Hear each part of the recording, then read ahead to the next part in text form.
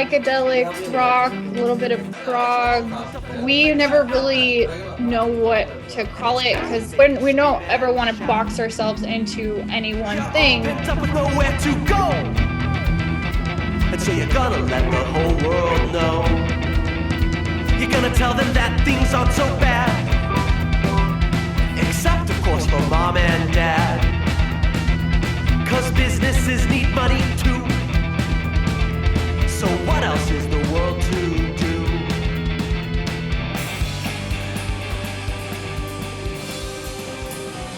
We like to do these big production events with our shows. We did like this big Christmas show at the bunkhouse where we transformed the entire space. We had like 40 different performers involved in doing this. The audience is kind of part of the experience. And with the pandemic, thinking outside the box, there's nothing that replaces that in-person event of that feeling of being in a crowded bar with experiencing the performance. There's a lot of things that translate well into this virtual world and with the pandemic, and there's so many that don't.